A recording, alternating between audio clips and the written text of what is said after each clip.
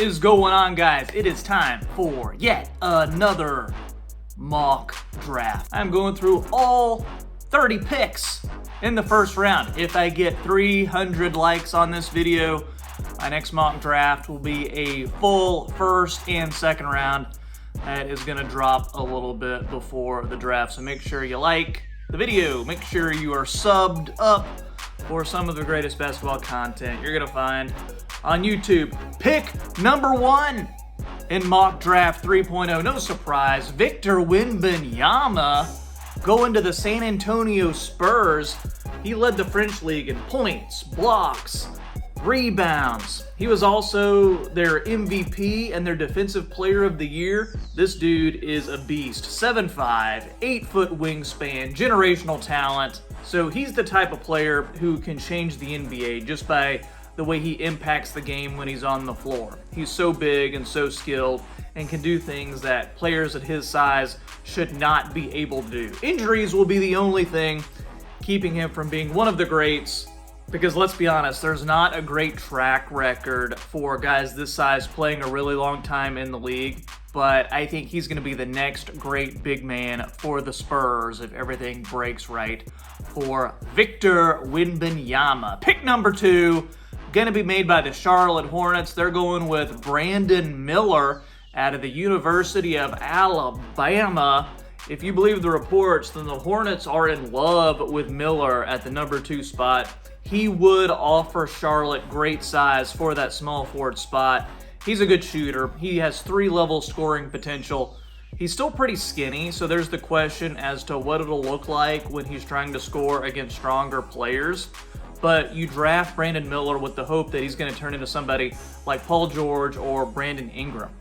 So you would look to add him to a core of LaMelo, PJ Washington, Mark Williams, and that's about it for the Hornets. This is a team that's going to lose lots of games, but baby steps, Hornets fans, baby steps. Pick number 3 in mock draft 3.0, going to be made by the Portland Trail Blazers, and they are going with Scoot Henderson out of the G League. He is a point guard, and he is so good. He would maybe go number 1 in any other draft, but I would take him at number 2 if I'm Charlotte, but, you know, whatever. Scoot is a super athlete, though, so I think Portland will like that. He can score. He can get his teammates involved, but he's also working on getting better at that. But he is a really strong guard, brings a wing mindset to the game. Questions remain about his ability to get his teammates involved like a true point guard does. And sometimes his defensive intensity wanes a little bit. But again, those are things he is improving on. I see the Blazers ultimately trading this pick to put more help around Damian Lillard. So Scoot is the best player on the board and a no-brainer pick. Should be no shortage of teams looking to get their hands on this pick if Portland does indeed decide to trade it. Pick number 4 in mock draft 3.0, going to be made by the Houston Rockets. They're going with Ausar Thompson, and he will be the first of the Thompson twins to go in this mock draft. I had his brother Amin going ahead of Ausar in my last mock. They're very similar players, very close, could go either way, but I just think ultimately Ausar is going to have the upside. He's an amazing athlete. He's a lockdown defender. He can really push the ball, pretty good around the basket. Ausar just needs to get better as a shooter, and he needs to develop a more reliable jumper, which I think he's doing. But if Houston signs James Harden in free agency, which could very well happen, you're going to have a lineup of James Harden, Jalen Green, Ausar Thompson, Alperen Şengün, and Jabari Smith. That is a really solid starting 5, and I think it could make some noise in the NBA. Pick number 5 in mock draft 3.0 is going to be made by the Detroit Pistons. They're going with Cam Whitmore from Villanova. He's a really high upside player, one of the youngest players in this draft, actually. But with Cam, you're going to have speed, power, and athleticism. He can guard multiple positions, and he's one of those players who oozes potential, as they say. Just a matter of time on if he can put it all together. But a nice long-term piece to put with Cade Cunningham, Jaden Ivey, James Wiseman, Jalen Duren. Notice I didn't mention Marvin Bagley, but Detroit, they are racking up lots of young players, and they are hoping at least a couple of them turn into all-star types. Pick number 6 is going to be made by the Orlando Magic. They're going with Amen Thompson, the other Thompson twin. Probably a little bit better of an athlete than his brother. Really big for a lead guard. He's a smart player, gets out in transition, sharp playmaker. Like his brother, biggest concern is his shooting, and I know the Magic already have tons of non-shooters on the roster, but Amen is just too good to pass up here at the number 6 pick. So maybe this signals the end for Jalen Suggs. Maybe you trade Suggs and bring in more shooting. There's a lot you can do. Lots of guys can shoot the rock in the NBA, but very few can bring the talent that Amen could bring. Pick number 7, going to be made by the Indiana Pacers, and they are going with Jarris Walker from the University of Houston. He's a strong and sturdy framed player, can guard any position, 6'9", 7'2" wingspan. He projects as a supersized 3-and-D wing player who can also score inside. He can play make a little bit as well. I'll go on record, I'm not a huge fan of Walker's game. I do see high bust potential with him. I just have that feeling. But maybe I'm in the minority here. I could definitely be wrong. It has happened once or twice before in my life. But I like Walker as a front court starter with Miles Turner if he pans out, and I think Therese Halliburton could help bring the best out of him too. Pick number 8, going to be made by the Washington Wizards. They're going with Taylor Hendricks, University of Central Florida player, making it into the lottery of the draft. But he's good. He's long, he's rangy, high upside player.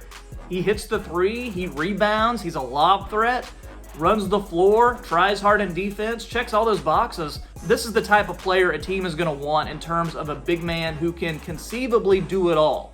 And the Wizards need lots of good players. I think Hendricks works well here for Washington. Pick number 9, Utah Jazz. They are going with Cason Wallace, point guard from the University of Kentucky. He brings defense, he brings shooting. I think it's a pretty safe pick further down in the lottery like this. Also, a lot of times you'll see Kentucky players who tend to perform a lot better in the NBA than in college. You know, we saw that with Tyler Hero, we saw it with Devin Booker, we saw it with Tyrese Maxey. So I don't know if Colin Sexton is the answer for the Jazz as their starting point guard. So I like Cason Wallace coming in, being that long-term answer there. Pick number 10, gonna be made by the Dallas Mavericks. Their pick is Derek Lively II. He's a guy who is shooting up draft boards. Actually had him number 12 in my last mock, but Derek Lively is huge, 7'1", rim runner, block shots, long player with lots of defensive upside. Stats from this year at Duke don't really jump off the page, as you can see right there on the screen. But Lively was awesome in high school. He was actually the number 1 ranked player coming into college. So maybe you have him be your backup big man for a couple of years, then maybe he eventually turns into a Mitchell Robinson or Tyson Chandler type of player. Or maybe if he's going to Dallas, he's your starter from day one because they've got, what, Maxi Kleber? That's it. But Dallas needs size. Oh yeah, JaVale McGee, forgot about him, of course. But Dallas needs size, and I think Lively playing with Luka and Kyrie, assuming he re-signs, they would put him in good spots to succeed. Pick number 11 is going to be made by the Orlando Magic again, and they are going with Gradey Dick. Jayhawk from the University of Kansas. What a shooter. He is 6'8", decent passer. I've heard lots of questions regarding his defense. I think maybe overblown a little bit to an extent. Yeah, he's not going to be winning like Defensive Player of the Year anytime soon, but he's not a sieve on defense either. But Orlando needs shooting, so I think this is a really good spot for Gradey Dick.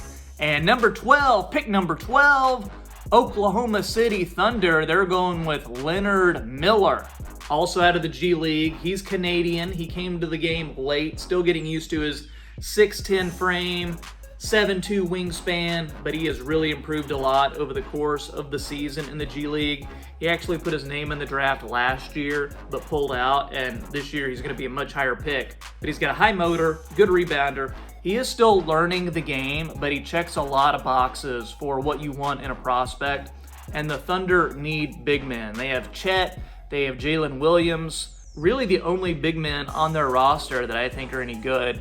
but Miller is really skilled, would be a good selection for Oklahoma City.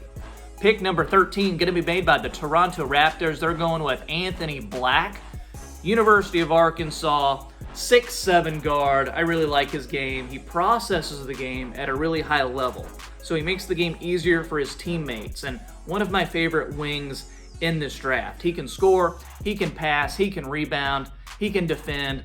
Like a lot of players in this draft, some questions about his shooting, but I do like how Black impacts winning. I see him as a type of player who's going to be a good connective piece for the players that the Raptors already have, and they need talent in the backcourt, especially with the questions surrounding Gary Trent Jr.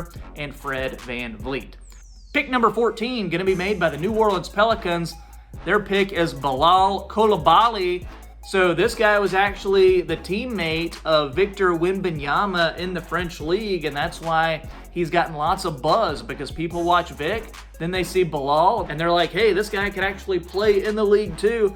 But he's one of the youngest guys in this draft, 6'7", he's strong, he's athletic, pretty raw player, not a huge offensive threat right now, but he is improving in that area.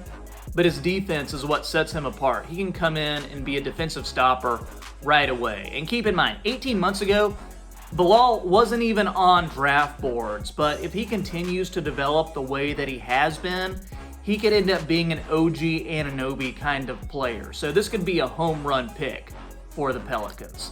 That's going to do it for the lottery. Before we get to pick 15, make sure you comment who you want your team to pick. Make sure you like and subscribe. Videos like this take a lot of work and a lot of research, so I would love your support. Pick number 15, going to be made by the Atlanta Hawks, and they are going with Kobe Buffkin, fast-rising player out of the University of Michigan, sophomore, but he is younger than some freshmen in this draft. Really came on strong toward the end of his year in college. He's a self-creator, he's a backcourt scoring option, just needs to put it all together and be more consistent, but could end up being a steal just outside of the lottery. And what's really special with Kobe Buffkin is he can lock up guys on defense. And I think that can be developed even more as he gets more experience. He has length with a 6'8" wingspan. He can guard the 1 through 3 positions. I saw a comment where somebody called him a bizarro Jordan Poole that actually plays defense. And what team couldn't use that, right? Especially the Hawks. Pick number 16, going to be made by the Utah Jazz again, and they are going with Chris Murray. He is the twin of Keegan Murray, who was drafted by the Kings last year, but he is a pretty low-risk player. He spreads the floor, really high basketball IQ. I see him coming in right away and giving you minutes as a rookie. He's one of those guys who would not surprise me if he's in the running for Rookie of the Year, because he's that ready to contribute. I think there'd be a chance for him to get solid minutes on the Jazz and be a building block for them in the front court. Pick number 17, going to be made by the Los Angeles Lakers. What do you think about Jordan Hawkins, Lakers fans? He is from the national champion UConn Huskies, great floor spacer, really good value this late in the draft. Along with Gradey Dick, one of the best shooters that you're going to find here in mock draft 2023. Putting him on a team with other offensive weapons is really going to allow Hawkins to thrive, and you're going to have that with LeBron and AD on the Lakers. But he can defend all right, so this is a no-brainer pick. If I'm Los Angeles, way better option than Malik Beasley coming off the bench too, in my opinion. Pick number 18, going to be made by the Miami Heat. They are going with Nick Smith Jr. Can play off the ball or on the ball. He's a good competitor. He plays hard. Questions about his defense for Nick Smith, but he's shown he's willing to work on that and get better there. He does need to go to a team that can get the most out of his talents, and the Heat can do this with their really nice track record of developing players. Nick Smith was the number 3 player coming out of high school, so lots of talent, and I think the Heat could get the best out of him. Pick number 19, going to be made by the Golden State Warriors. They're going with Jalen Hood-Schifino. He can play the 1 or the 2. He's got a good feel for the game. He's a plus defender. Needs to gain more consistency in that area and offensively too, but the Warriors tend to like well-rounded prospects who can contribute in multiple capacities. and I like Jalen Hood-Schifino as an extra ball handler behind Stephen Curry, especially with all the questions you have surrounding Jordan Poole. Man, I am just killing Jordan Poole in this mock draft so far. Okay, pick number 20. It's the Houston Rockets again, and they are going with Keyonte George out of Baylor. Keyonte will bring you a scoring punch off the bench. He's got really good form, does need to make better decisions with the ball. He's a role player kind of guy who I think could thrive with players who are going to get lots of attention from the opposing team. But Keyonte George is a kid from Texas. Too much talent to pass up this late in the draft. So I think a pretty good pick for the Rockets. Pick number 21, going to be made by the Brooklyn Nets, and they are going with Jett Howard, the teammate of Kobe Buffkin at Michigan. Jett is 6'8", he can shoot. He's the son of Juwan Howard, who played in the NBA for many years. But Jett is versatile offensively, not a great defender yet, but I think the Nets have lots of guys who can cover for him there in Bridges, Royce O'Neal, Dorian Finney-Smith, guys like that. But Jett comes from a basketball pedigree, and I think he's one of the players who could step in pretty early and contribute to winning. Pick number 22, also going to be made by the Brooklyn Nets, and they're going with G.G. Jackson, Gerard Gilgamesh Jackson himself. He is the youngest player in this draft because he should be finishing up high school, but he reclassified. He had a very frustrating season in his 1 year of college for South Carolina. Questions about his attitude and his maturity and his coachability, but he is a first-round talent. He has a very high ceiling as a player, and there are lots of different ways this could go. We could look back in 5 years and say, hey, this guy should have been a top 5 pick. We can look back in 5 years and he's playing in Puerto Rico. But I think the Nets have a good coaching staff in place. They have good vets to help GG along. Pick number 23, going to be made by the Portland Trail Blazers again, and they are going with Noah Clowney. And he's also pretty big at 6'10", 6'11". He's a rim protector. He can play the 4. He can play the 5. Pretty raw player that has lots of upside. Think Nick Claxton type of player. And the Blazers need big men, and I think he's one of the best big men left in this draft. Pick number 24, going to be made by the Sacramento Kings. They are going with Bryce Sensabaugh from the Ohio State University. Bryce has high-level scoring potential, and he's a pretty efficient scorer too. You draft Bryce with the hopes that one day he can be a 6th man of the year microwave scoring option one of these days. I love the idea of him and Malik Monk coming off the bench together for the Kings, throwing up fireballs while Davion Mitchell defends like crazy. I think that could be a lot of fun.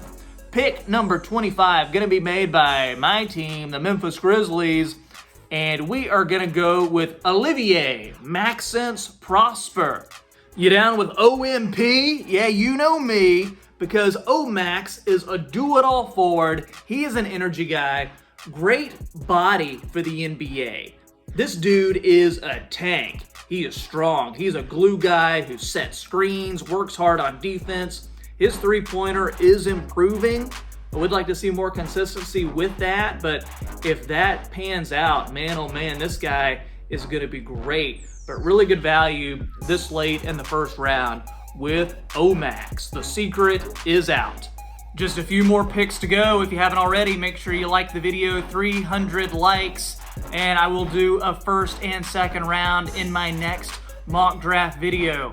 For the next pick number 26, going to be made by the Indiana Pacers again, and they are going with Colby Jones. Solid and well-rounded player is CJ. Good competitor on defense.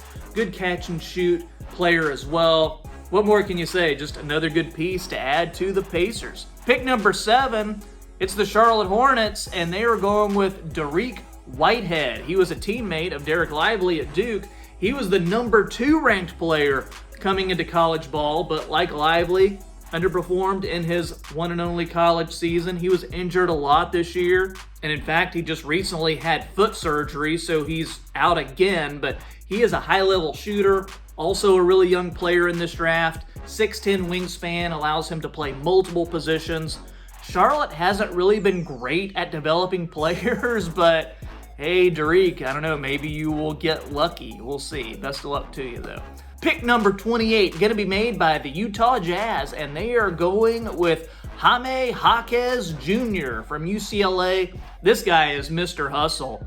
Great footwork, awesome feel for the game. He was so good in college, and he has the fundamentals to have a 10 or 12-year NBA career. Jaquez is not the most athletic guy you're going to find, and he can be a streaky shooter, but players like this just find a way to help teams win, and they are able to stick in the league. So I would bet on Jaime Jaquez, and I think Jazz fans would love him as well because of his hustle and his skill set. Pick number 29, going to be made by the Indiana Pacers again. Man, they're showing up a lot. Trayce Jackson-Davis is the pick here. He played at Indiana, perfect spot for him. His dad, Dale Davis, played 10 years for the Pacers. I know you remember him, but Trayce Jackson-Davis, he plays with an edge. I think Tyrese Halliburton will love throwing lobs to him. He's also shown the ability as a playmaker and an on-ball defender. This guy is not a shooter at all, and he's a little undersized for the 5 spot, but I think he brings so much else to the table that you can't look past it, and teams need players like Trayce Jackson-Davis. Pick number 30, going to be made by the Los Angeles Clippers, and they are going with Bobby Klintman. He is the mystery man out of Wake Forest University. He's 6'10". He's from Sweden. He shoots the ball at a high level. He has insane upside. He's just a really big, skilled wing. So he's a really hot name in the draft right now. He could be Franz Wagner. He could be Anthony Randolph. We don't know yet. We're going to have to wait and see. It's all going to depend. How much work does he put in? How much does he develop? But if he does develop, the Clippers will be getting them a good one, and they have the luxury to bring him along slowly because they have lots of other great players already, so they're able to take their time with Bobby Klintman from Sweden and Wake Forest. Hey guys, thanks so much for checking out today's mock draft. Remember, if this video gets 300 likes, my next draft, I will do the full first and second round. So make sure you like this video. Make sure you subscribe to the channel for some of the best NBA content that you're going to find on YouTube. Let me know in the comments. Did you like the pick I have for your team? Let me hear it, and would love to hear what you guys have to say. That's all I got for you today, guys. I'll see you next time on the Half Court Report.